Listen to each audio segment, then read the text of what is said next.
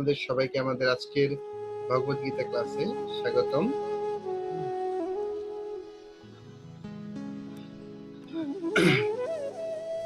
তো আমরা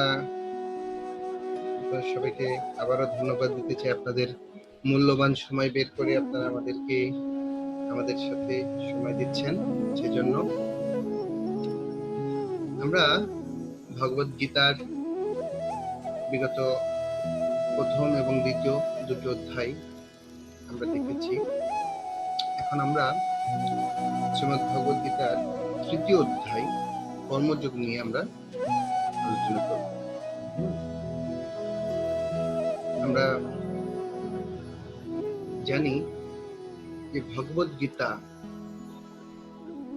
যে আমাদের মনুষ্য জীবনের ম্যানুয়াল, সেই ম্যানুয়ালটি বোঝার জন্য আমাদের একজন সহায়ক দরকার, একজন গুরু দরকার, আমাদের একজন গাইড দরকার।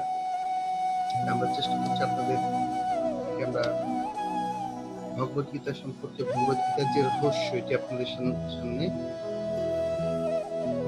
সহজ করে তুলে ধরার।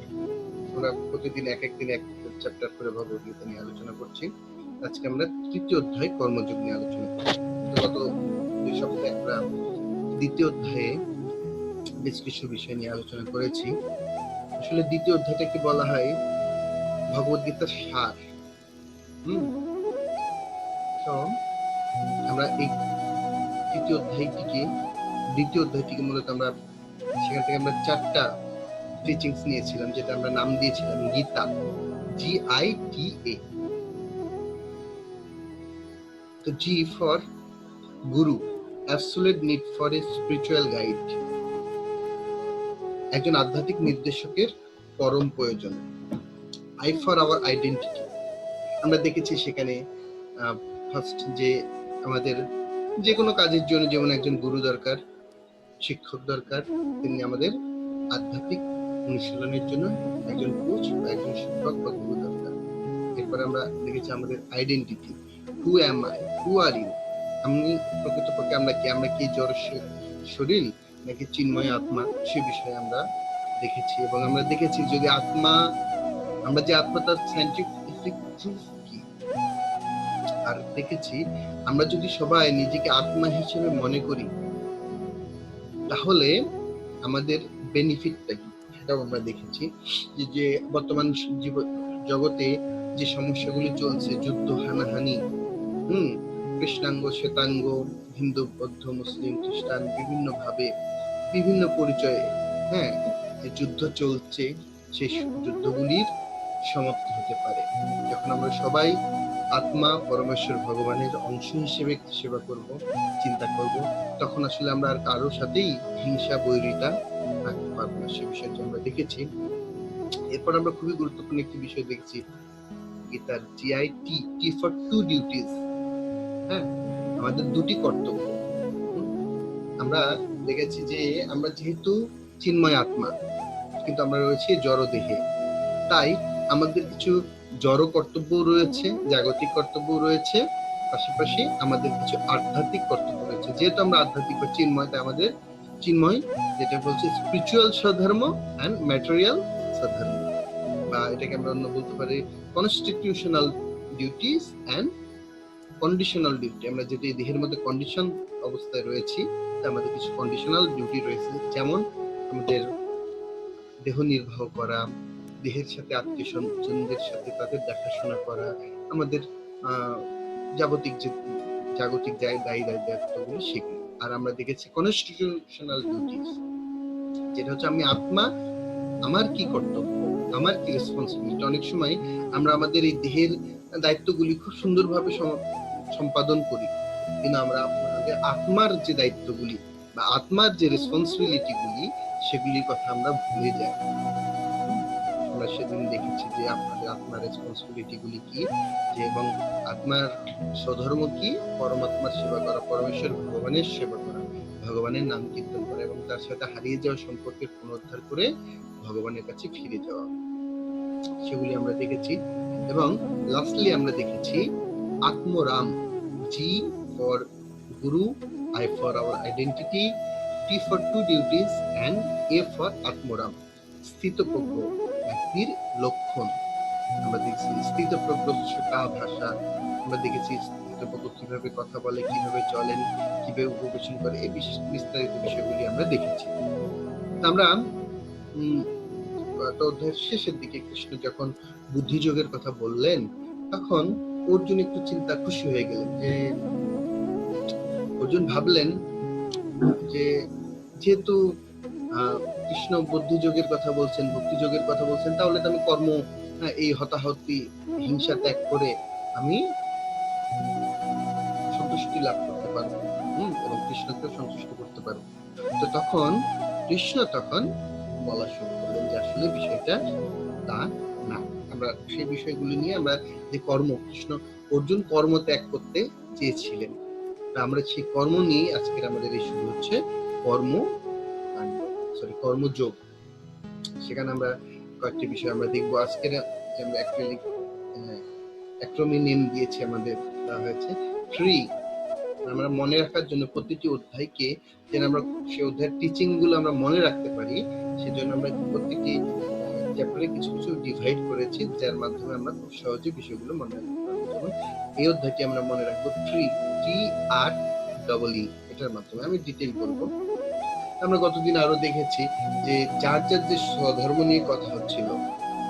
তো স্বধর্ম বলতে আমরা জাগতিক ভাবে আমরা বুঝি যে আমাদের বাহ্যিক যে পরিচয়, যারা আমরা করে যে ভগবান ভগবদ্গীতায় বলছেন চতুর্বর্ণ মায়া সিস্টেম গুণ কর্ম বিভাগ সব, যে আমরা ব্রাহ্মণ, ক্ষত্রিয়, শূদ্র এবং বৈশ্য। এটাকে আমরা সহজে মনে রাখার জন্য আপনারা এটা মনে রাখতে পারেন TATA। চারটে বর্ণ। T means teacher, A means administrator, second T means trader, R A artisan। যে কোনো একটা, যদি আমরা কোম্পানির কথা চিন্তা করি, সেখানে দেখি আমাদের একটা প্রথমে সেখানে একটা টিচার বা সেখানে ইন্টেলেকচুয়াল একটা ডিপার্টমেন্ট, যারা স্ট্র্যাটেজি প্ল্যানিং, কোম্পানির ভবিষ্যৎ কি হবে না হবে ইত্যাদি ইত্যাদি নিয়ে আলোচনা করে। এটা হলো টিচার ক্লাস বা ব্রাহ্মণ ক্লাস। এরপরে থাকে অ্যাডমিনিস্ট্রেটর, যারা ক্ষত্রিয়, সেখানকার ম্যানেজমেন্ট তারা দেখেন, তারা ম্যানেজমেন্টাল অ্যাডমিনিস্ট্রেশন বিভিন্ন বিষয়গুলি দেখাশোনা করেন। এরপরে থাকে একটা ট্রেডার, ব্যবসা বাণিজ্য, তাহলে একটা কোম্পানির ক্ষেত্রে বিজনেস ডিল গুলো তারা দেখেন, সেটা হচ্ছে ট্রেডার বা আমরা তাকে বলি বৈশ্য।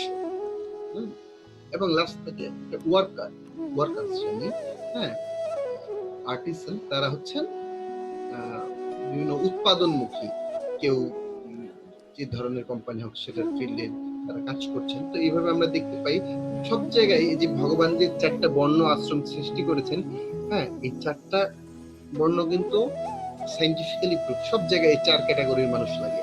এক জায়গায় একটা বুদ্ধিভিত্তিক গ্রুপ, যারা বুদ্ধি পরামর্শ দেবে, এক জায়গায় অ্যাডমিনিস্ট্রেটিভ গ্রুপ, যারা অ্যাডমিনিস্ট্রেশন দেখবেন, এক জায়গায় আছে যারা ব্যবসা বাণিজ্য দেখবেন, আর একটা জায়গা হচ্ছে যারা ওয়ার্কার্স শ্রেণী, তারা কাজ করবেন। প্রত্যেকটি জায়গায় অনেক সময় আমাদের অনেকেই বর্ণভেদ নিয়ে কথা বলে, কিন্তু এই বর্ণভেদ কিন্তু ভগবান যে বর্ণভেদ তৈরি করেছেন সেটা কিন্তু জন্মের ভিত্তিতে না। ভগবান বলছেন চতুর্বর্ণ মায়া সিস্টেম গুণ কর্ম বিভাগে, গুণ এবং কর্ম অনুযায়ী কারা, যার ইন্টেলেকচুয়াল পার্সন। আপনারা অনেকেই অনেক বড় বড় কোম্পানিতে বা সরকারি বিভিন্ন পদে অধিষ্ঠিত আছেন, অনেক জায়গায় ইন্টেলেকচুয়াল কাজ করছেন। একটা যারা ইন্টেলেকচুয়াল, আমাদের যে সমাজে ব্রাহ্মণদের কর্তব্য হচ্ছে পঠন পাঠন যজন জানুন। তারা কি করবে? তারা শাস্ত্র অধ্যয়ন করবে, শাস্ত্র অধ্যয়ন করে সেই জ্ঞান অন্যদেরকে প্রদান করবে। কারণ সবার কাছে শাস্ত্র অধ্যয়ন করার মতো সময় থাকাটা এক্সপেক্টেড না। তারা কি করবে? সে ব্রাহ্মণদের কাছ থেকে সেই জ্ঞানটি গ্রহণ করবে।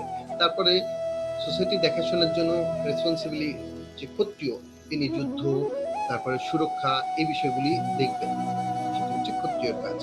এবং যারা ট্রেডার বা ব্যবসায়িক, বৈশ্য, যারা ব্যবসা করবেন, বিজনেস করবেন, তারা একটা গ্রুপ। এবং এটা হলো যারা উৎপাদক বা ওয়ার্কার। আমরা দেখতে পাই যে ভগবান যে চারটি এটা তৈরি করেছেন, এটা অ্যাবসলিউটলি রাইট। কিন্তু আমাদের ধর্মের মধ্যে অনেক কুসংস্কার বশত অনেকগুলি সাব টাইটেল তৈরি হয়েছে, সেগুলি আসলে যথার্থ না, এবং সেখানে গুণ এবং কর্মের ভিত্তিতে না হয়ে বরং জন্মের ভিত্তিতে হয়েছে।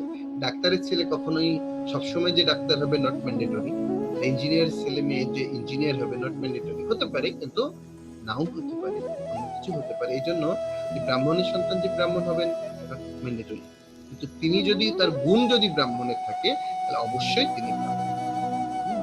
আমরা দেখছি তো সেখানে আমরা কতদিন দেখছিলাম অর্জুনকে বলছিল কৃষ্ণ যে তুমি যদি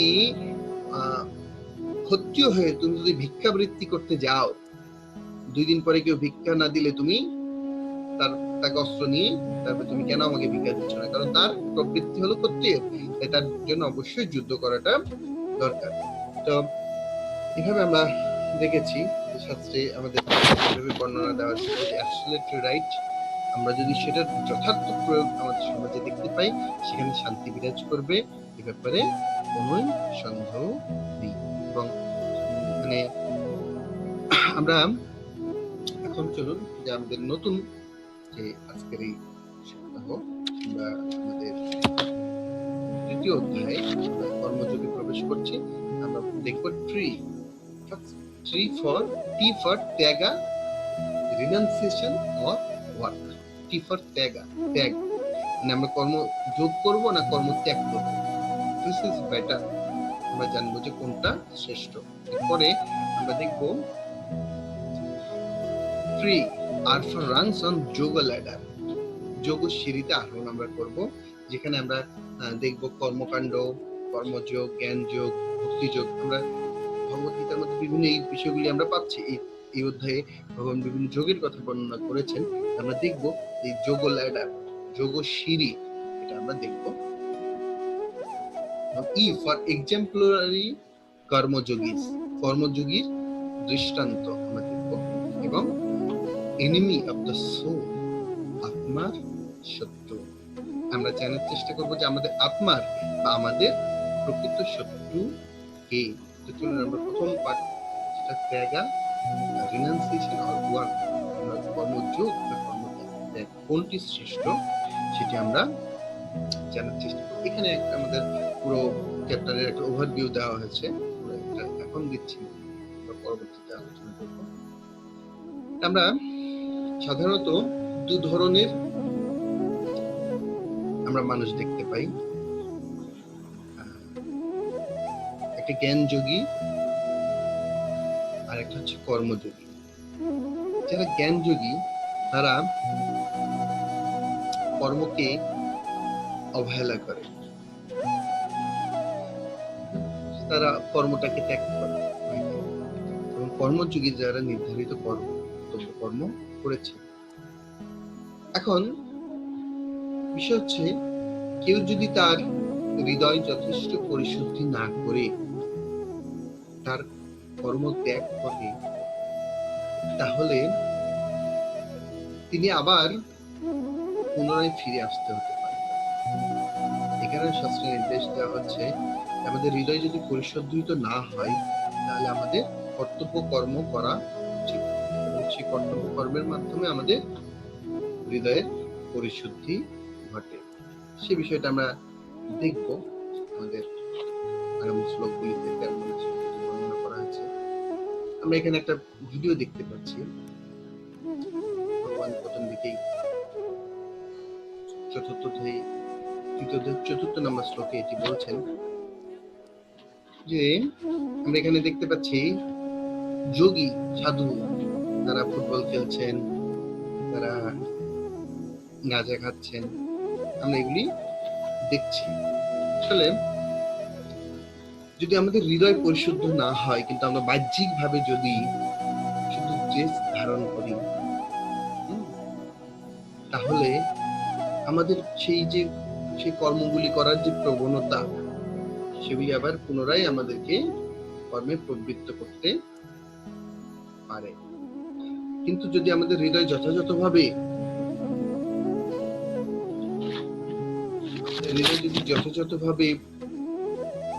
পোক্ত হয় তখন কিন্তু আর এ ধরনের বিষয়টি ঘটে না।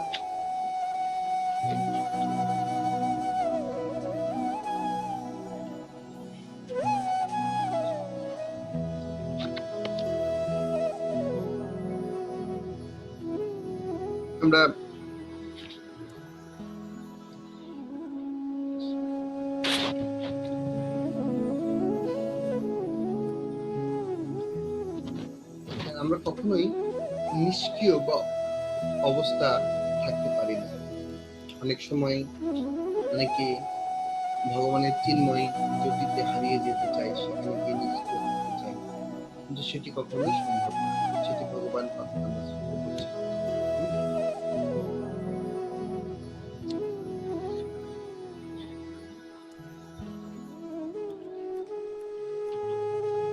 এবং একটু দেখি আমরা বিভিন্ন যে যোগের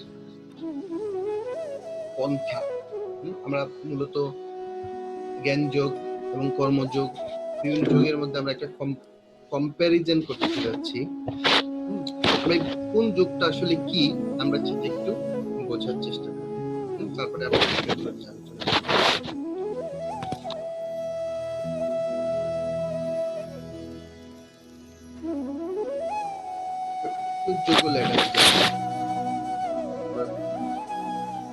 আলোচনা করি। অনেক মানুষ আছে যারা আহার নিদ্রা ভয় মৈথুন করে, ইট ড্রিঙ্ক এন্ড বি মেড। আমরা সহজ ভাষায় বলি খাও দাও ফুর্তি করো। অনেকের প্রবণতা এরকম, তারা কোনো কিছু করতে চায় না, তারা চাই আহার নিদ্রা ভয় মৈথুন, ভালো খাবে, ভালো করবে, ঘুমাবে, বংশ বিস্তার করবে, এভাবে তাদের জীবনটাকে তারা উপভোগ করতে চায়। মহাভারতে বলছেন আহার নিদ্রা ভয় মৈথুন সামান্য এতৎ পশুবি নরনাম, যে আহার নিদ্রা ভয় মৈথুন এগুলো পশুর জীবন এবং মানুষের জীবনের মধ্যে সিমিলার। তাহলে কোনটি একটা পশু থেকে মানুষকে আলাদা করে? সেটি বলছে ধর্মে নিয়ে একদম দেশম অধিক ধর্মে নহিনা পশু বিষমানা, হচ্ছে যে আত্মোপলব্ধি, যখন আত্মোপলব্ধির প্রচেষ্টা করে তখন তাকে পশু জীবন থেকে আলাদা করে। তো যারা আত্মোপলব্ধির প্রচেষ্টা না করে, ধর্ম অনুশীলনের পথে না চলে, নিজের শুধু আহার নিদ্রা ভয় মৈথুন নিয়ে ব্যস্ত থাকে, তারা তাদেরকে ভগবদ্গীতায় পশু জীবনের সাথে তুলনা করা আছে মহাভারতে। কিন্তু এর বাইরে যারা কিছু মানুষ আছে যারা চিন্তা করেন ভগবানের বা বিভিন্ন দেব দেবতার কাছে আরাধনা করেন, কেউ হয়তো সন্তান প্রাপ্তির জন্য আরাধনা করেন, কেউ আমরা বিশেষ করে ভারতবর্ষে খুব প্রচলিত আছে যে অক্ষয় তৃতীয়ার দিন যে কোনো কিছু করা শুভ। যারা অক্ষয় তৃতীয়ার দিন ব্যবসা শুরু করেন, তাহলে ব্যবসার লস হবে না, অক্ষয় হয়ে থাকবে মূলধন, আরো বর্ধিত হবেন। যে কোনো কিছু দান করে অক্ষয় তৃতীয়াতে, অনেক কিছু। তারপরে অনেক বিষয়গুলি, তারপর অনেকে স্বর্গে যাওয়ার জন্য জ্যোতিষতমা আদি বিভিন্ন যজ্ঞ করে, সুখী হওয়ার জন্য বিভিন্ন ধরনের তারা পদ্ধতি করেন, যেগুলি বেদে কর্মকাণ্ড নামে বিহিত আছে। এই কর্মকাণ্ডগুলি যারা অনুশীলন করেন তারা ভগবানের কাছে বা মূলত বৈদিক সাহিত্য অনুযায়ী বিভিন্ন দেব দেবতার কাছে তারা বিভিন্ন প্রার্থনা করে তারা তাদের জীবন যাপন করে। তাদের বলা হচ্ছে কর্মকাণ্ডীয় বা কর্মকাণ্ড। এই কর্মকাণ্ডরাও এক প্রকারই তারা ইনডাইরেক্ট হলেও তারা পশু জীবন যাপন করা মানুষদের ঠিক অনেক ভালো, কারণ তারা ভগবানের বা ভগবানের শক্তির কাছে, তারা ভগবানের প্রতিনিধিদের কাছে তারা আত্মসমর্পণ করছে। কিন্তু তারা তাদের প্রার্থনা কি, তাদের ভোগ্য বস্তু কি, তাদের সুখ, জাগতিক সুখ সুবিধার জন্য। এরপরে রয়েছে, আমরা এখানেও দেখতে পাবো, আমরা পশু জীবনে রয়েছে ইন্দ্রিয় তৃপ্তি, কিন্তু অনিয়ন্ত্রিত। কিন্তু যারা এই কর্মকাণ্ড তারা কিছু নিয়ন্ত্রণের মধ্যে রয়েছেন, তারা হয়তো একটা পূজা অর্চনা করছেন বা তারা যজ্ঞ করছেন, করার মাধ্যমে তাদের ইন্দ্রিয়গুলিকে পরিতুষ্ট করছেন। এর চেয়ে উপরে যেটা রয়েছেন সকাম কর্মযোগ। আমরা এখন প্রবেশ করছি যোগে, কর্মযোগে। যখনই যোগ কথাটা যুক্ত থাকে তখনই সেখানে সরাসরি ভগবানের সাথে যুক্ত হয়। হ্যাঁ, কর্মকাণ্ডে ভগবানের কাছে নাও হতে পারে, ভগবানের কাছে না, বিভিন্ন দেব দেবতার কাছে হতে পারে, বিভিন্ন যোগ হতে পারে। কিন্তু যখনই কর্মযোগ হচ্ছে তখন সেটা ভগবানের সাথে যুক্ত। যোগ কথাটি মূলত ভগবত ভক্তির সাথে, ভগবানের সাথেই প্রকাশ পায়। এরপরে যেটি যুক্ত হচ্ছে যে সকাম কর্মযোগ। সকাম কর্মযোগীরা তারা তাদের ব্যক্তিগত কিছু বাসনা আছে, তারা ভগবানের কাছে প্রার্থনা করছেন কিন্তু নিজের জন্য, নিজের কিছু ব্যক্তিগত, ভগবান আমাকে একটু কৃপা করো, আমি যেন রোগ মুক্ত থাকি, আমি যেন করোনা থেকে মুক্ত থাকতে পারি, হ্যাঁ, আমার পরিবারের আত্মীয় স্বজন যেন কেউ কারো করোনা না হয়। এখন আমরা তাই ভাবছি, তাই না? এরকম বাসনা তার। কর্মকাণ্ড এবং সকাম কর্মের মধ্যে মূল পার্থক্য হচ্ছে সেখানে ভগবানের কাছে আর এটা বিভিন্ন দেব দেবতার কাছে। এরপরের যে ধাপ সেটা হচ্ছে নিষ্কাম কর্মযোগ। নিষ্কাম কর্মযোগ হচ্ছে যে ভগবানের কাছে আমাদের সমস্ত কর্মফল ভগবানের কাছে ত্যাগ করে ভগবানের শরণাগত এবং সেখানে ব্যক্তিগত কোনো লাভের কোনো বাসনা। সকাম কর্মযোগে কিছু ব্যক্তিগত বাসনা রয়েছে, কিন্তু নিষ্কাম কর্মযোগে এটা এখানে নিজের জন্য কোনো বাসনা। এইভাবে আমরা দেখছি যে কর্মকাণ্ড, তারপর কর্মযোগ, এই দুটাই কর্মযোগের অংশ। সকাম কর্ম, নিষ্কাম কর্ম। এরপরে রয়েছে যে আমরা জ্ঞান যোগ। নিষ্কাম কর্মী অনেক সময় তারা চিন্তা করে আমি কেন এই জগতে কষ্ট পাচ্ছি, আমি কেন এত কিছু করবো, কেন দুঃখ পাবো। এইভাবে অনেক সময় তারা তাদের কর্মটি পরিত্যাগ করে। অনেক সময় বিশ্লেষণাত্মক হয়ে যায়, তারা সবকিছু জ্ঞানের মাধ্যমে বিচার করার চেষ্টা করে এবং এইভাবে যখন তার এদের কিছুটা বৈরাগ্য উৎপন্ন হয় তখন কিন্তু অষ্টাঙ্গ যোগ বলা হচ্ছে, যেটার মাধ্যমে কেউ অষ্টাঙ্গ যোগ করে বিভিন্ন যোগের পন্থা তিনি বিভিন্ন পরমাত্মার ধ্যান করেন, পরমাত্মার ধ্যানের মাধ্যমে ভগবানকে সন্তুষ্ট করার চেষ্টা করে তারা অনেক সময় ব্রহ্মজ্যোতিতে লীন হয়ে যেতে চান। এইভাবে তার অষ্টাঙ্গ যোগের আশ্রয় এবং এরপরে যখন তারা ভক্তি যোগ পেতে হয়। আসলে এগুলো ধাপ ধাপ, এটা কিছুটা ক্রমান্বয়ে অগ্রগতি সম্ভব। কিরকম, কেউ যখন হয়তো পশু জীবনে পশুর মতো জীবনযাপন করছেন, সেখান থেকে কেউ হয়তো একটু ভগবানের শরণাগত কিছু কর্মকাণ্ডীয় বিধিবিধান করলো, সেখান থেকে ধীরে ধীরে হয়তো সে চিন্তা করলো না আমি তো প্রথমে কেউ হয়তো পশু জীবনে থেকে অনেক এগুলি বিলাস করছে কিন্তু তিনি প্রকৃত শান্তি পাচ্ছে না, তখন তার মনে হচ্ছে যে না আমার অবশ্যই ধর্মকর্ম করা দরকার। তখন তিনি কর্মকাণ্ডের বিভিন্ন অংশগ্রহণ করছেন, কর্মকাণ্ড অংশগ্রহণ করেও দেখছেন যে না আমার ভগবানের কাছে শরণাগত হতে হবে। তখন তিনি হয়তো দেব দেবতার কাছে শরণাগতর পরিবর্তে তিনি গিয়ে ভগবানের কাছে শরণাগত হচ্ছেন এবং ভগবানের কাছে কিছু বিভিন্ন প্রার্থনা করছেন, এটা দাও ওটা দাও। এইভাবে তিনি সকাম কর্মী হচ্ছেন। কিন্তু যখন দেখছেন তিনি সেটা এই চাওয়া পাওয়ার মধ্যেও তার হৃদয়ে সন্তুষ্টি আসছে না, তখন তিনি হয়তো যখন ভক্ত সঙ্গে এসে যদি হরিকথা শ্রবণ করেন বা কৃষ্ণ কথা শ্রবণ করেন, তিনি ভাবছেন না আমি নিজের জন্য না আছে, নিষ্কাম ভাবে আমি সমস্ত আমার কর্মফলটিকে ভগবানকে অর্পণ করে আমি ভগবানের ভক্তি করি।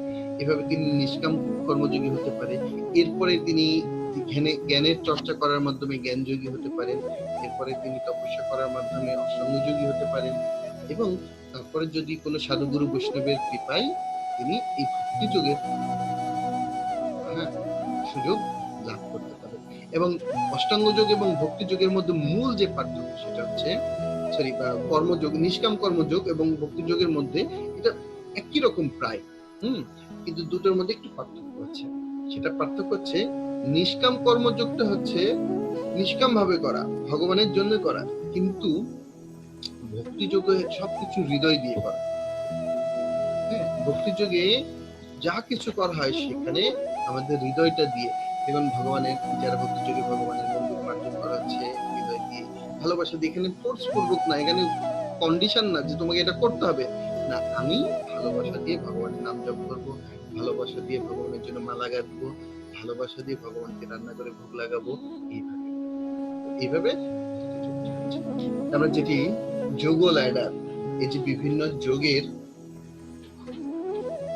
নিয়ে আমরা আলোচনা করছিলাম, একটা থেকে আর একটা, যেমন আমরা একটা মই এক ধাপ আর এক ধাপ এভাবে যেমন আমরা দেহের উপরে উঠতে পারি, তেমনি এই যোগের ল্যাডারের মাধ্যমে এক যোগ থেকে আরেক যোগ, আরেক যোগ থেকে আরেক যোগ, আরেক যোগ থেকে আরেক যোগ, এইভাবে ধীরে ধীরে আমরা আত্ম উপলব্ধির পথে এগিয়ে যেতে পারি। এটাকে বলা হচ্ছে যোগ ল্যাডার, যেটা আমি ইতিমধ্যে আলোচনা করলাম, যে আমরা কিভাবে অগ্রসর হতে পারি। এই যোগ ল্যাডারের একটি শর্টকাট রাস্তা আছে। আমরা সবাই এখন বিভিন্ন বিল্ডিং এ উঠে অভ্যস্ত, হেঁটে হেঁটে সিঁড়ি দিয়ে দিয়ে আমরা আগের মতো করে আমরা উঠতাম। এখন আধুনিক প্রযুক্তির কারণে আমরা কি করি, লিফটে প্রবেশ করে লিফটের বাটন চেপে আমরা লিফটে উঠে যাই। আমরা যে নাম্বারে উঠতে চাই, আমরা টপ ফ্লোরে যেতে চাই, আমরা সে বাটন দাবালেই আমরা সরাসরি চলে যেতে পারি। তো যোগের ক্ষেত্রেই বা ভক্তি জীবনে উন্নতির ক্ষেত্রেই আমাদের আত্ম উপলব্ধির পথে লিফটেরও ব্যবস্থা রয়েছে।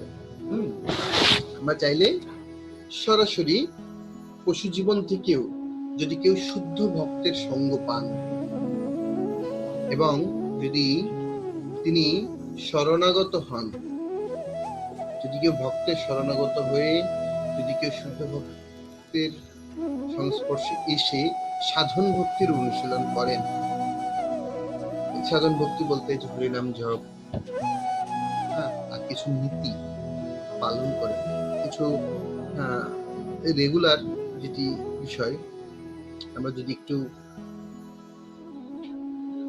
সৎ জীবন যাপন করা যায় এবং ভক্তের সঙ্গে এসে যদি ভক্তিমূলক আচরণ করা যায়, একাদশী পালন, গীতা পাঠ, ইত্যাদি ইত্যাদি, তাহলে আমরা ধীরে ধীরে ভক্তিতে উন্নতি হতে পারি। এভাবে আমরা ভাব ভক্তি এবং তারপরে প্রেম ভক্তি লাভ করে এই যেটা ভক্তি যোগ রূপী দ্রুত গতির লিফট, লিফটের মাধ্যমে আমরা অগ্রসর হতে পারি। নির্ভর করছে অনেকটা আমাদের প্রচেষ্টার উপরে এবং আমরা ভক্তের সঙ্গ পাচ্ছি কিনা। আমরা যদি ভক্তের সঙ্গে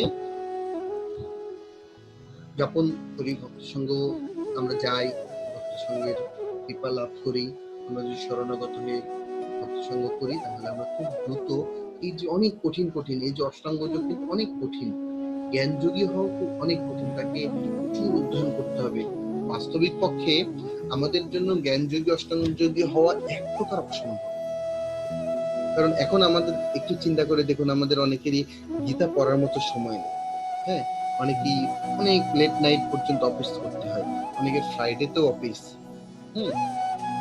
এত ব্যস্ততা, তার মাঝে সে কিভাবে এত কঠিন অষ্টাঙ্গ যোগ করবে বা জ্ঞান যোগ করবে? কিন্তু কেউ খুব সহজেই এই ভক্তি যোগের অনুশীলন করতে পারে। ভক্তি যোগটা আসলে খুব বেশি কঠিন না, এটা হচ্ছে সবকিছু ভগবানকে কেন্দ্র করে করা। যদি কেউ তার জীবনের কেন্দ্রে যদি ভগবানকে রেখে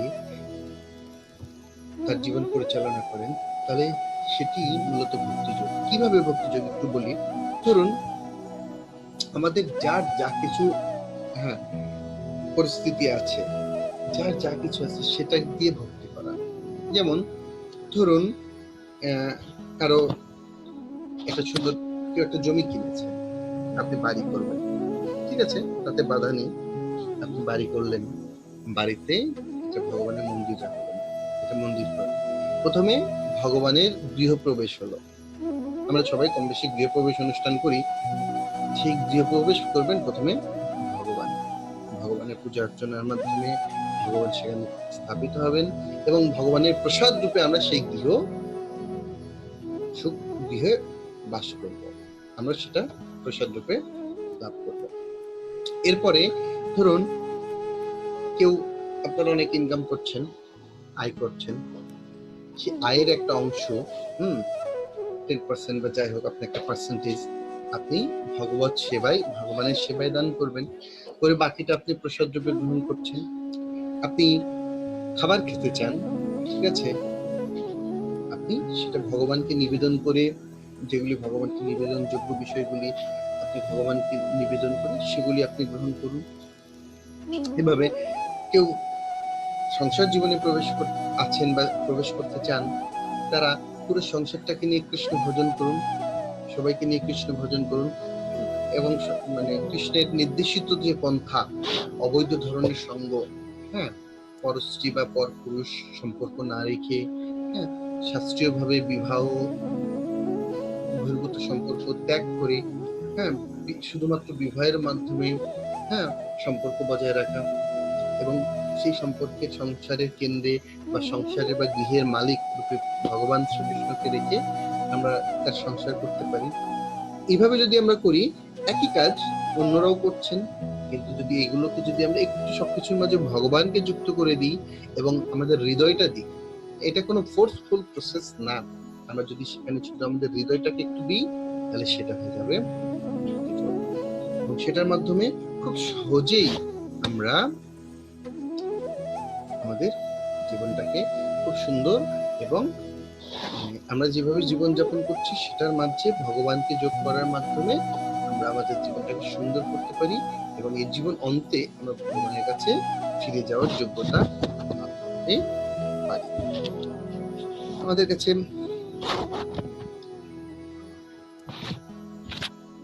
আমরা সামনে এগোই, আমরা একটু দেখব কর্ম, একটু ধাপে ধাপে ভগবত গীতায় ভগবান, আমি মূল বিষয়টা পদ্যগুলো এটা আপনাদের সাথে শেয়ার করলাম, এবং ভগবান কিভাবে কোন শ্লোক থেকে কিভাবে বলছে আমরা যে কর্মকাণ্ড থেকে কর্মযোগ, হ্যাঁ, ভগবান পরামর্শ দিচ্ছেন ফলাকাঙ্ক্ষা ছাড়া ভগবানের জন্য কর্ম করা, অসময়ে কর্মত্যাগ করার চেয়ে অর্জুনের জন্য অধিকতর ভালো। অর্জুনকে বলছেন তুমি কর্মত্যাগ করার দরকার নেই, বরং তুমি কর্মযোগে যুক্ত। এখন অর্জুন বললেন, এমনকি কৃষ্ণ অর্জুনকে বললেন, এমনকি তুমি যদি কর্মফলের আকাঙ্ক্ষা থেকে মুক্ত নাও হও, বরং তোমাকে পুরোপুরি কর্মত্যাগ করার পরিবর্তে ইচ্ছা সহকারে কর্ম করতে হবে। হ্যাঁ, অনেক সময় হয় যে আমরা হয়তো আমাদের সকাম কর্ম ত্যাগ করে পূর্ণরূপে নিষ্কাম কর্ম হতে পারি না, কিন্তু আমরা কি পারি, আমাদের যেটা একটু আগে আমি বললাম, আমাদের কর্মের একটা অংশ ভগবানের সেবায় লাগাতে। আমরা যদি ভগবানের জন্য সবকিছু করতে না পারি, অন্তত আমরা যা কিছু করছি তার একটা অংশ আমরা ভগবানের সেবায় নিবেদন করতে পারি। এইভাবে আমরা ধীরে ধীরে এটা ধাপে ধাপে আমরা উন্নতি করতে পারি। হ্যাঁ, বলছে ধর্মের পথে একজনের আকাঙ্ক্ষা পূরণ করার মাধ্যমে যারা বন্ধনে যুক্ত রয়েছেন তারাও পূর্ণ হতে পারে। আমরা, হ্যাঁ, তো ধাপে ধাপে ধাপে ধাপে আমরা এগিয়ে যেতে পারি। এবং এটি কিভাবে কাজ করে, এই কর্মকাণ্ড থেকে আমরা কর্মযোগে কিভাবে আমরা যেতে পারি। বলছেন পরমেশ্বর ভগবান তিনি পরম। এখানে আমরা যখন বেদ বিহিত, কেউ যখন বেদ শাস্ত্র বা বৈদিক কর্মকাণ্ড করবেন, সেই ক্রিয়াকাণ্ড অনুযায়ী যখন কর্ম করবেন, তখন যজ্ঞ সম্পাদন করবেন। অনেক সময় যে যখন অনাবৃষ্টি হয়, খরা হয়, আপনারা শুনে দেখবেন আগের যুগের রাজারা সেই সময় তারা বিভিন্ন যজ্ঞ করতেন, সেই যজ্ঞের মাধ্যমে কি হতো, বৃষ্টি হতো, যজ্ঞ করলে বৃষ্টি হতো, এবং যখন বৃষ্টি হয় তখন মানে জমিতে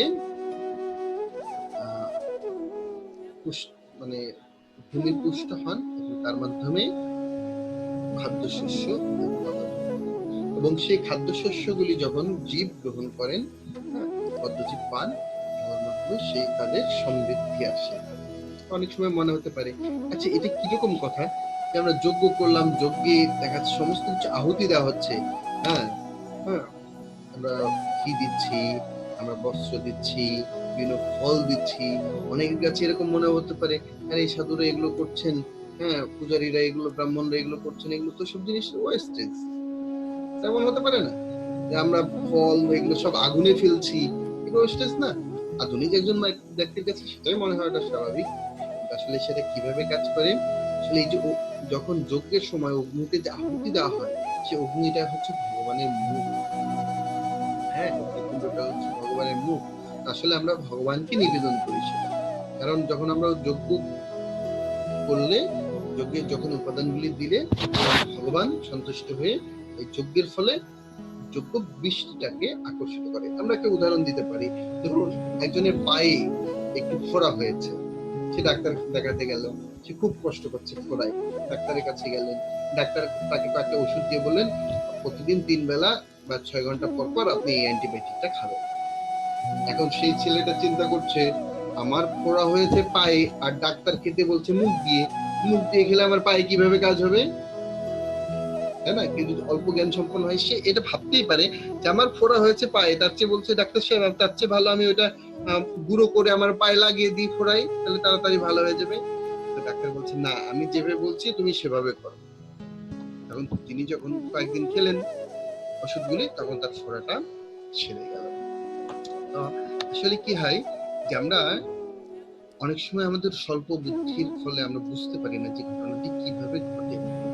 হ্যাঁ, যেমন আমাদের পেটে দিলে যেমন এটা সমস্ত শরীরে পুষ্টি যোগায়, তেমনি যখন আমরা যজ্ঞের মাধ্যমে ভগবানকে নিবেদন করি তখন এটা আমাদের পুরো শরীরে প্রবেশ করে।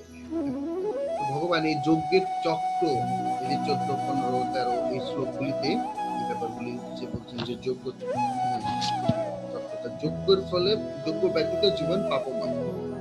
এর আগে ভগবান 13 নম্বর শ্লোকে 12 নম্বর শ্লোকে বলছেন যে যারা দেবতাদের প্রাপ্ত বস্তু, প্রদত্ত বস্তু দেবতাদের না দিয়ে গ্রহণ করে তারা চোর।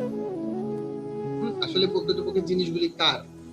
আমরা এই জগতে আমরা সবকিছু নিজের, আমি আমার বলে, আমার ব্যাংকে কত টাকা আছে, আমার বাড়ি গাড়ি কি কি আছে বলে আমরা নিজেরা দাবি করি, নিজেরা কর্তা অভিমান করি, কিন্তু প্রকৃতপক্ষে জিনিসটি কার?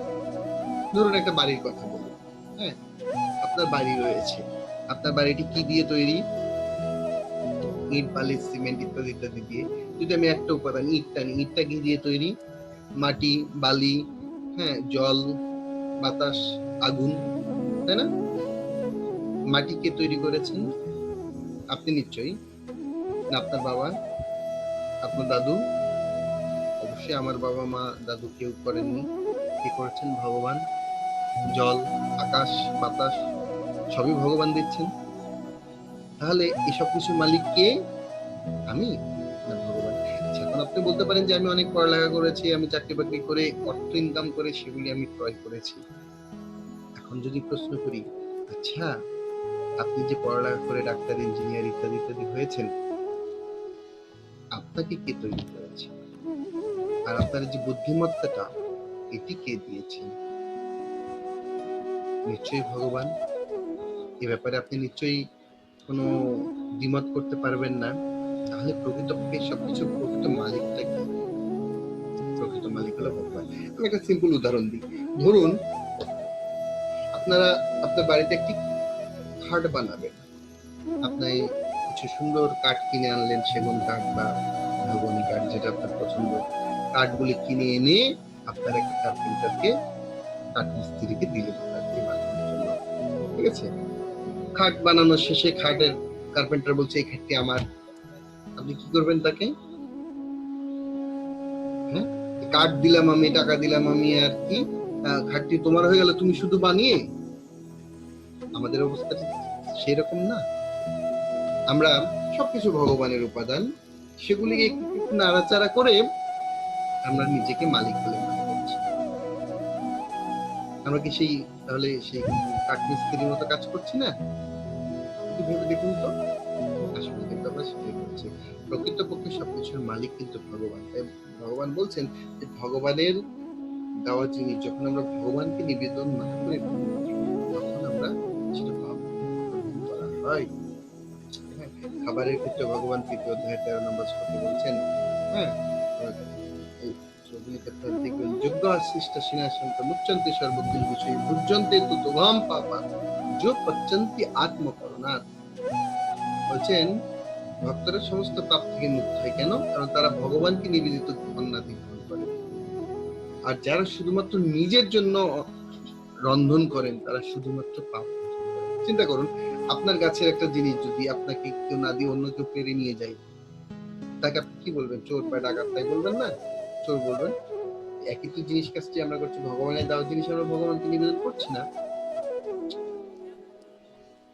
তো আমরা যদি ভগবানকে নিবেদনের মাধ্যমে সবকিছু ভগবানের কাছে শরণাগতির মাধ্যমে ভগবানকে উৎসর্গকৃত করি আমাদের জীবন, তখন সেটি যোগ্য হয়ে যায়। কেমন যোগ্য? এই যে ধরুন অনেক সময় মনে হতে পারে যে ভক্তরা তাহলে কি যোগ্য করছেন, আপনারা কি যোগ্য করছেন, আপনারা কি সারাদিন সে যোগ্য করছেন? না, হ্যাঁ, আমরা যোগ্য কোন যোগ্যটি করছি? কলিযুগে সংকীর্তন যোগ্য।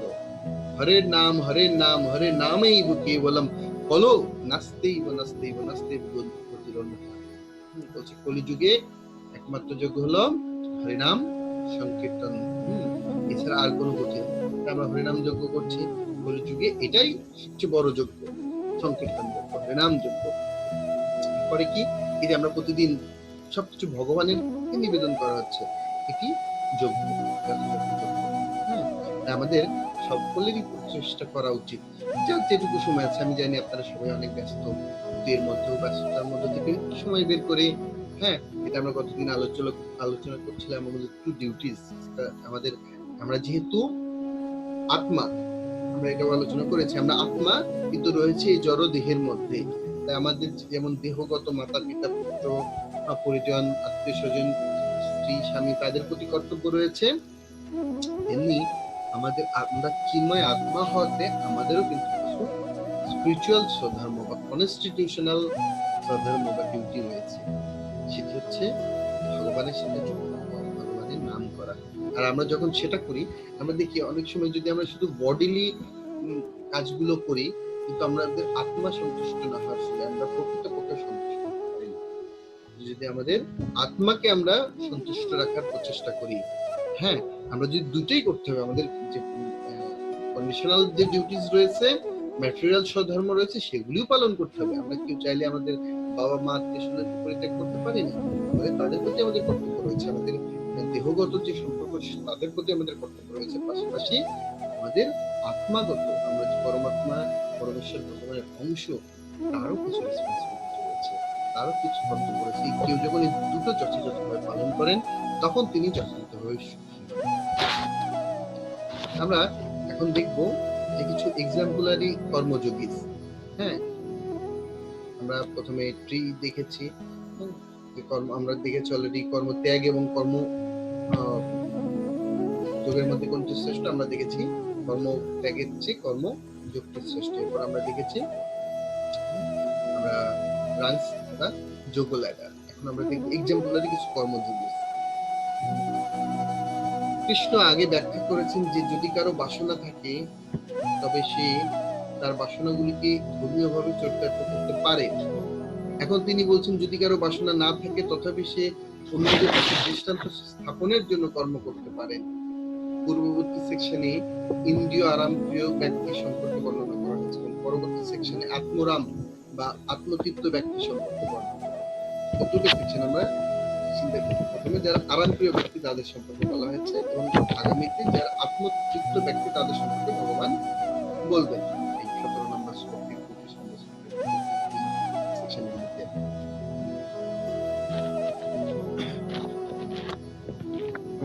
এবং সেরকম একজন দৃষ্টান্ত এখানে ভগবান দেবেন, জনক রাজা, সীতা দেবীর পিতা, তিনি তার আদর্শ আচরণ করে দেখিয়ে গেছেন। আমরা সেটা দেখব ভগবান শ্রীকৃষ্ণ আদর্শ আচরণ করেছেন। তার কোনো কর্ম করার কোনো আবশ্যকতা নেই, কিন্তু তিনি কর্ম করে আমাদেরকে দৃষ্টান্ত দিয়েছেন। যে আমরা কিছু আত্মতৃপ্ত ব্যক্তির কর্ম করার প্রয়োজন, তার যে তিনি কর্ম করেন সে সম্পর্কে আমরা দেখবো। আত্মতত্ত্বজ্ঞ ব্যক্তি সকল জড়জাগতিক দায় দায়িত্ব থেকে মুক্ত। একজন কৃষ্ণ ভাবনাময় ব্যক্তি কিভাবে কেবল কৃষ্ণ ভাবনাময় কর্মসমূহ ছাড়া সকল দায় দায়িত্ব ও কর্তব্য থেকে মুক্ত হন, তার কিছু কারণ তুলে ধরা হয়েছে। এখানে এই কথাগুলি সব ভগবদ্গীতার মধ্যে আমরা পাবো। এখানে 17-18 নম্বর এই বিষয়গুলি বলছেন। কৃষ্ণ ভাবনাময় ভক্তকে পরিশুদ্ধ করে। আমাদের হৃদয়ের যত কলুষতা রয়েছে সেগুলি পরিশুদ্ধ হয়ে যায় কৃষ্ণ ভক্তি করার মাধ্যমে, এবং তার মাধ্যমে কি হয়, আমাদের চেতনাটা পরিশুদ্ধ হয়, এবং আমাদের চেতনা পরিশুদ্ধ হওয়ার ফলে, হ্যাঁ, একজন ভক্ত ভগবানের সাথে তার যে নিত্য সম্বন্ধ, প্রভু নিত্যের সম্পর্ক, ভগবানের সাথে যে সম্পর্ক, সেই সম্পর্কে আত্মবিশ্বাসী হয়ে ওঠেন এবং তিনি তখন সউদ্ভাসিত হয়ে ওঠেন। এবং এবং তখন তিনি তার জাগতিক কর্মের প্রতি আসক্তি হারিয়ে ফেলেন।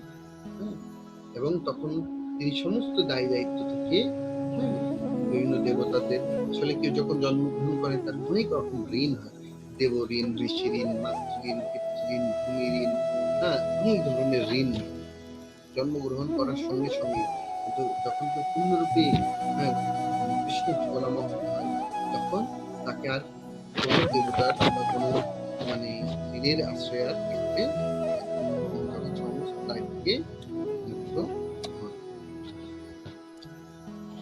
ভগবান এরপরে বলছেন, যার আধ্যাত্মিক বুদ্ধিমত্তা রয়েছে তিনি বাসনা দিয়ে শাস্ত্রবিহিত কর্ম করেন না, কিন্তু তিনি অন্যদের কাছে সঠিক দৃষ্টান্ত স্থাপনের জন্য কর্মফলে আসক্তি রহিত হয়ে কর্ম করেন। কেউ যে অর্জুন কর্ম ত্যাগ করতে চাচ্ছিলেন, তাই ভগবান তাকে বলছেন যে তুমি কর্ম ত্যাগ করার কোনো দরকার নেই। যে দেখো কত আদর্শ অবস্থান থেকে জনক রাজা দ্বারা মহান রাজস্বী হয়েও তিনি কর্ম করছেন, আসক্তি রহিত হয়ে কর্তব্য সে উদাহরণটি দিচ্ছেন। যে অর্জুন বিস্ময়ান্বিত এমন কোন ব্যক্তির দৃষ্টান্ত আছে কি যিনি কর্মযোগের দ্বারা কৃষ্ণ নাম লাভ করেছেন? সেই দৃষ্টান্ত তখন কৃষ্ণ, যে পরবর্তীতে কৃষ্ণ এমন যোদ্ধাদের দৃষ্টান্ত উল্লেখ করলেন যারা কর্মের মাধ্যমে সাফল্য লাভ করেছেন, জনক রাজা দেখতে পাচ্ছে। এবং ভগবান বলছেন, যজ্জত আচরিতে শ্রেষ্ঠ তত্ত্বাদেব ইতরজন্য সুযোগ প্রমাণং কুরুতে লোক তদনুবর্ততে। ২১ নম্বর শ্লোকে ভগবান বলছেন যে শ্রেষ্ঠ ব্যক্তিরা যেভাবে আচরণ করেন অন্যরাও তাকে অনুসরণ করেন। তাই যারা সমাজের শ্রেষ্ঠ ব্যক্তি, আমরা যদি একটু চিন্তা করে দেখি, আপনারা সবাই এখানে গুণী গুণী জ্ঞানী গুণী জন রয়েছেন যারা সমাজে বিভিন্নভাবে প্রতিষ্ঠিত। তাই আমরা আপনারা যদি একটা আদর্শ স্থাপন করতে পারি, সবাই আমাদেরকে অনুসরণ করবে। তো এখানে অর্জুনকে জনক মহারাজের উদাহরণ দিচ্ছিলেন, জনক রাজা, এবং কৃষ্ণের কথা বলছেন যেমন কি কৃষ্ণ কর্মে ব্যপ্ত হন না। কৃষ্ণ সেটা বলছেন 23 নম্বর এবং 24 নম্বর শ্লোকে, যে আমি যদি অনলস হয়ে কর্তব্য কর্মে প্রবৃত্ত না হই তবে কি হবে? জনসাধারণ নিশ্চিত ভাবে আমার পথ অনুসরণ করবে। ভগবান শ্রীকৃষ্ণ তিনি নররূপে আবির্ভূত হয়েছেন কৃষ্ণ রূপে, তিনি যদি কোনো কর্ম না করেন সবাই তাকে অনুসরণ করবে। এবং তার ফলে কি হবে? পৃথিবী উচ্ছন্নে যাবে, কেউ কোনো কর্ম করবে না, এবং তখন বর্ণ সংকর সৃষ্টির কারণ হবে। যেটা ভগবান অর্জুন বলছিলেন যে 39 এবং 40 নম্বর 43 নম্বর প্রথম অধ্যায়ে বলেছিলেন যে বর্ণ সংকর হবে। বলছে যুদ্ধ করে হত্যা করলে বর্ণ সংকর হবে না, বরং না করলে, যথাবিহিত কর্ম না করলে তখন বর্ণ সংকর। আমি এবং তখন ভগবান নিজেই বলছেন যে আমি তখন সমস্ত জগতের নাশের কারণ, শান্তি নাশের কারণ হবে। এভাবে আমরা দেখছি এরপরে ভগবান 25 নম্বর শ্লোকে দৃষ্টান্ত স্থাপন করতে আসক্তি রহিত হয়ে কর্ম করা, এবং 26 থেকে 29 নম্বর শ্লোকে বলছেন যে জ্ঞানবান ব্যক্তিরা কর্মাসক্ত জ্ঞানহীন ব্যক্তিদের বুদ্ধি বিভ্রান্ত করবেন না। আমাদের সমাজে অনেক ব্যক্তি আছেন, তারা সবাই যে একদম টপ লেভেলে যেতে পারবেন তা না, তারা হয়তো ধীরে ধীরে এগোবে। তাই কাউকে তার অবস্থান থেকে তাকে নিরাশ ধর্ম করতে, হয়তো পূর্ণরূপে ধর্ম করতে পারছেন না, তাকে নিরুৎসাহিত করা উচিত না। যেটা করছে তাকে উৎসাহের মাধ্যমে সে হয়তো ধীরে ধীরে, এই যে আমরা এই যে বিভিন্ন কর্ম যোগ ল্যাডার আমরা দেখলাম ধাপে ধাপে, এগুলির উদ্দেশ্য হচ্ছে আমরা ধাপে ধাপে আমাদের হৃদয়ের শুদ্ধিকরণ হওয়া, এবং শুদ্ধিকরণ করার মাধ্যমে আমরা উচ্চতর দিকে ধাবিত হব। এবং আসলে সবকিছু কিভাবে বলছে, যদিও উভয় ব্যক্তি জ্ঞান সম্পন্ন ও অজ্ঞ ব্যক্তি একই উপায়ে কর্ম করছেন, কিন্তু কিভাবে আমি তাদের মাঝে পার্থক্য করবো? আসক্তি কর্মী এবং নিরাসক্ত কর্মী আমি কিভাবে বুঝবো যে একজন আসক্তি কর্মী তিনিও যেভাবে কাজ করছেন, একজন নিরাসক্তি কর্মীও করছেন, কিন্তু পার্থক্যটা কোথায়? তার হৃদয়। এবং কিভাবে পার্থক্য, সেটা অর্জুনের প্রশ্নের উত্তর তখন দিচ্ছেন। প্রকৃতি ক্রিয়মাণানি গুণে কর্মণি সর্বস্ব অহংকার বিমূঢ়াত্মা কর্তা অহমিতি মন্যতে। বলছেন যারা এই অহংকার বিমূঢ়াত্মা ব্যক্তি, তারা এই প্রকৃতির 3 গুণের দ্বারা, ছবিতে দেখতে পাচ্ছেন সপ্ত রজতম, এই 3 গুণের প্রভাবে কাজ করছে। কিন্তু তারা মনে করে আমি কর্তা, আমি এটা করেছি, আমি সেটা করেছি, একটা বিল্ডিং আমি তৈরি করেছি, একটা কিছু আমি করেছি। কিন্তু প্রকৃতপক্ষে জ্ঞানবান ব্যক্তিরা প্রকৃত সত্য সম্বন্ধে অবগত, সেটি 28 নম্বর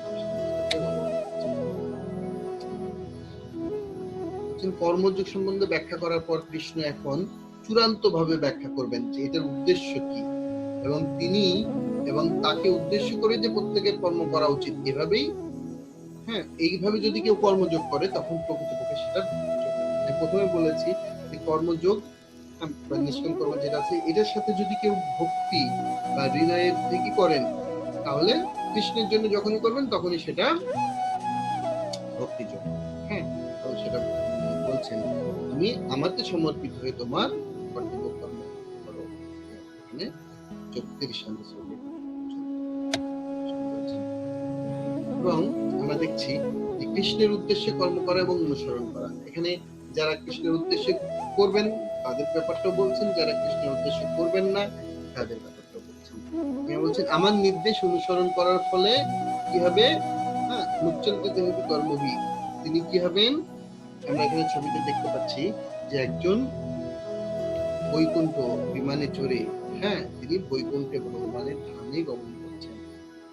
আর যিনি উপদেশ পালন করেন না তাকে কি বলছেন, সর্বজ্ঞান জ্ঞান বিমূঢ়ান তান বিদ্যি নষ্টান অচেতসঃ। আমরা দেখতে পাচ্ছি রামচন্দ্র অসুরদের বিনাশ করছেন। যারা ভগবানের নির্দেশ অনুসরণ করে তাদের জীবন আচরণ করবেন, তার এই জীবনে ভগবানের কৃপায় ভালো থাকবেন, এবং এই জীবন অন্তে তারা ভগবানের ধামে, তাকে আর বিভিন্ন লোকে, স্বর্গলোকে যেতে হবে না, নরকে যেতে হবে না। অনেক সময় আমাদের কাছে স্বর্গলোক, আমরা বলি স্বর্গগামী হোক বা স্বর্গবাসী হওয়ার প্রার্থনা করি, কিন্তু প্রকৃতপক্ষে স্বর্গ কিন্তু আমাদের থেকে খুব বেশি দূরে না। সেটা কিন্তু, হ্যাঁ, হয়তো সেখানে কিছু সুখভোগ করা যায়, কিন্তু সেটা টেম্পোরারি। এটা ঠিক 5 স্টার হোটেলে গিয়ে আরাম করে থাকা।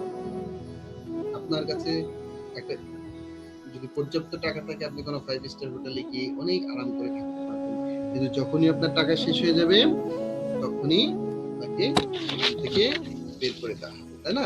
কিন্তু যদি আপনি স্বর্গ আপনি যাবেন, আপনার যতটুকু পুণ্যকর্ম আছে সেটা শেষ, আপনাকে আবার নিম্মর্ত লোকে ফিরে আসতে হবে। কিন্তু যদি আপনি এই ভক্তিযোগের অনুশীলন করেন, তাহলে যেখানে আমরা এভারলাস্টিং ব্লিস, যেখানে যেখানে একবারে গেলে আর ফিরে আসতে হয় না, সেখানে কোনো টাইমের কোনো লিমিট নাই, এবং সেখানে হচ্ছেন, হ্যাঁ, কোনো দুঃখ নেই, বৈকুণ্ঠ মানে যেখানে কোনো কাটা নেই, সেই জায়গায় আমরা ফিরে যেতে পারবো। এবং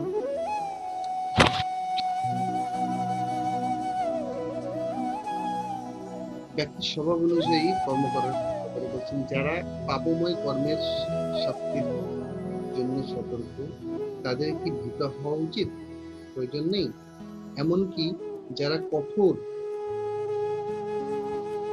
অতীত অভ্যাস এবং স্বভাবজনিত কারণে পাপময় কর্মে লিপ্ত থাকেন, তাদের ব্যাপারে কি বলবে? তারা শাস্তির জন্য অসতর্ক।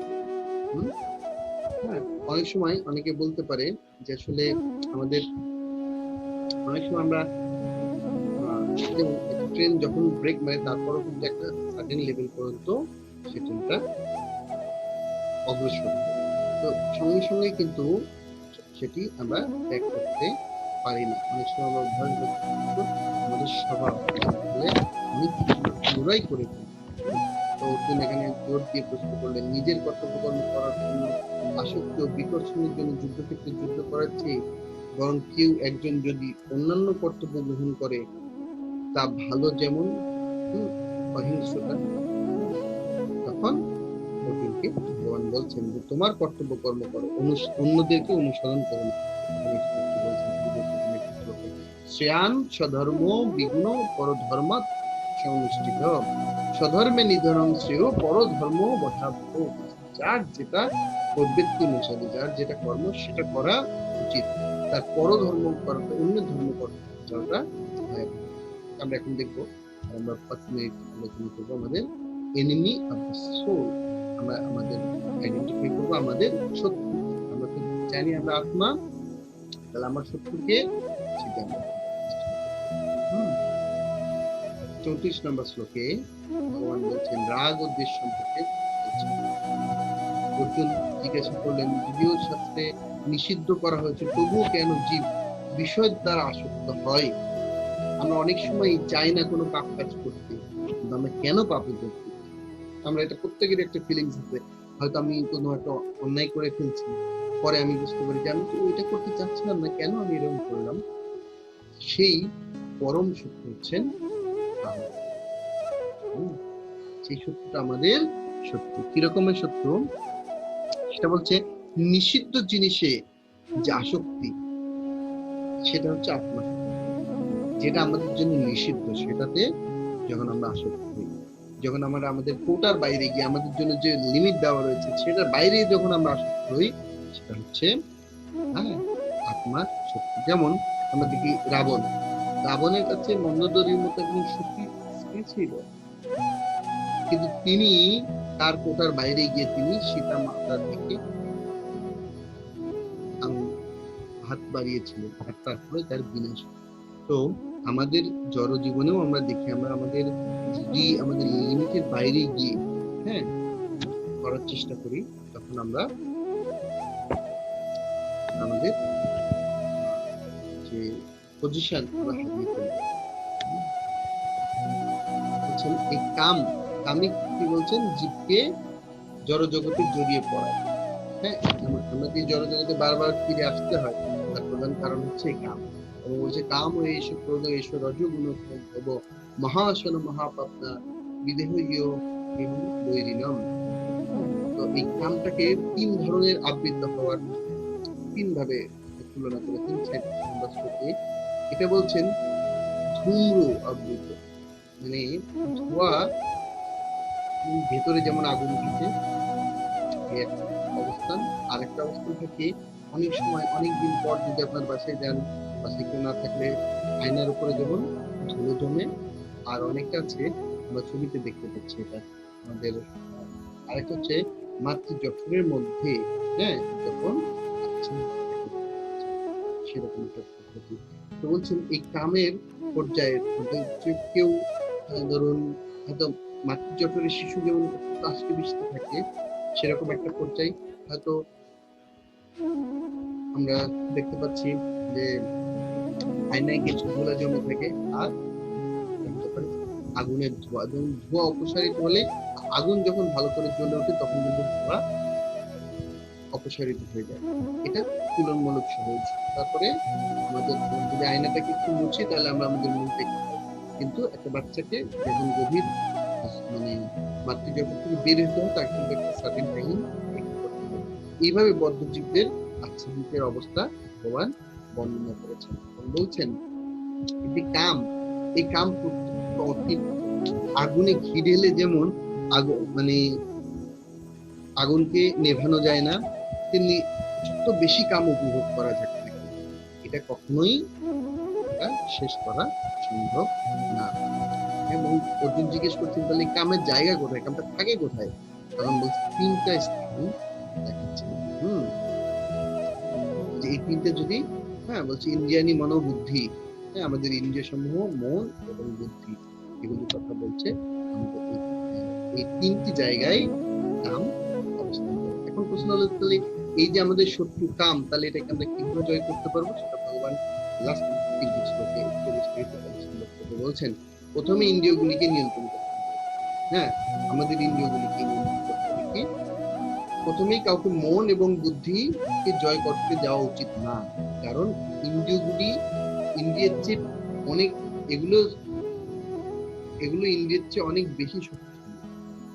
আমরা যে ছবিতে দেখতে পাচ্ছেন, এটা অজামিলের অধীনে। অজামিল একজন ব্রাহ্মণ ছিলেন, সদাচারী ব্রাহ্মণ ছিলেন, কিন্তু যখন বনে একজন শূদ্র এবং শূদ্রাণীর মধ্যে সম্পর্ক দেখলেন, তখন তিনি কি করছিলেন, তিনি দেখছিলেন এবং তিনি ভেতরে ভেতরে তার শ্লোক, তার জ্ঞান, শাস্ত্র জ্ঞান আহরণ করার চেষ্টা করছিলেন, কিন্তু তিনি নিয়ন্ত্রণ করতে পারেননি। কেন? কারণ তার চক্ষুগুলি, ইন্দ্রিয়গুলি সেখানে যুক্ত আছে। তাই আমরা যদি প্রকৃতপক্ষে কামকে জয় করতে চাই, আগে আমাদের ইন্দ্রিয়গুলোকে সরাতে হবে। হ্যাঁ, আমাদের ইন্দ্রিয়গুলোকে সরিয়ে যে আমরা শাস্ত্র জ্ঞান জানি সেগুলিকে আমাদের ব্যবহার করতে হবে। তখন আমরা আমাদের কামকে জয় করতে পারবো। কারণ আমাদের ইন্দ্রিয়গুলি অত্যন্ত শক্তিশালী ভাবে সেই জিনিসের প্রতি আকৃষ্ট হবে। এবং আমরা আমাদের ইন্দ্রিয়গুলিকে মানে অজামিলের মতো সে ভুলটি না করে আমরা যদি আমাদের প্রথমেই আমাদের ইন্দ্রিয়কে নিবৃত্ত করতে হবে। আমাদের ইন্দ্রিয় ভোগ করতে চাচ্ছেন, কিন্তু আমার ইন্দ্রিয়কে যদি আমরা নিবৃত্ত করি, নিবৃত্ত করে যদি আমরা আমাদের বুদ্ধি দিয়ে, মন দিয়ে সেটাকে নিয়ন্ত্রণ করার চেষ্টা করি, তখন আমরা সেখানে বলছেন সুপরিকল্পিতভাবে আধ্যাত্মিক বুদ্ধিমত্তার দ্বারা মনকে অবিচলিত, মানে আমাদের আত্মার জ্ঞান দ্বারা, বুদ্ধিমত্তার দ্বারা আমাদের এই মনটাকে অবিচলিত